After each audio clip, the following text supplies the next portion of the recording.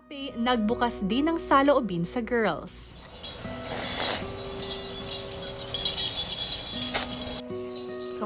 Masama akong tao. Bakit ka naman naging masama? Wala ka namang ginagawang masama, ha? Ang gagawin ko kung ayaw nga, ayaw. Ayaw ko, ayaw ng puso ko, ayaw ng utak ko, ayaw ko talaga. Kahit sabihin pang mali talaga yung inisip ko, mali ako. Pero ito yung nasa akin eh.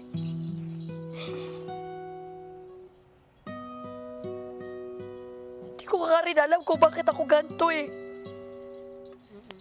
Kahit isipin ko, hindi ko dapat isipin na nagkalaban yung kapatid ko or something. Hindi eh, yun ang naiisip ko eh. Kahit sabihin hindi nga eh. Pero ako kasi gusto ko lang ako mag-isa. Ako mag-isa na tataguyod sa pangarap.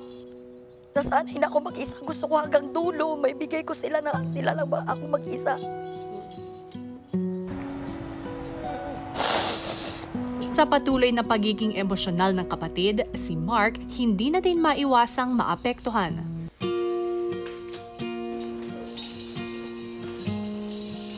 She just needs some time right now.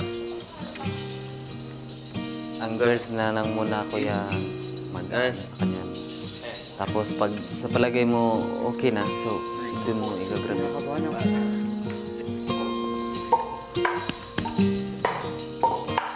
Kinakabahan ako eh. She just needs some grow time right now, I think. I know it's hard for both you guys. I know you want the best, so I'm trying to help you as much as we can too. Thank you for that. Yeah, no problem, man. Dahil sa mga pinagdadaan ng emosyon ni Ape, minabuti ni Kuya na hingi ng opinyon ng ating resident psychologist na si Doc Randy Deliosa. At ang kanyang masasabi tungkol dito, narito po. Si Ape po ngayon medyo nega yung feeling niya tungkol sa sarili. Yung sama-sama niyang tao, tapos walang nakakaintindi sa kanya. So, ang dami pong mga negative feelings. Parang naging kakompetensya pa niya, karibal, yung brother niya.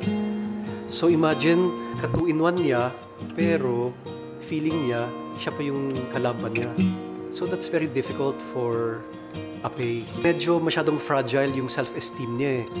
Yung pinaka-self-esteem niya ay makuha yung appreciation ng family members niya. And ang promise niya sa sarili ay makukuha niya yung appreciation kapag maging successful siya. Ngayon, ang pinakabagong threat sa self-esteem niya ay actually si Mark. Mahirap naman magtiwala sa bago pa lang niyang kakilala. Hindi niya kilala eh. Ang pinagkakatiwalaan niya, yung sarili niya, dahil in control siya sa sarili eh.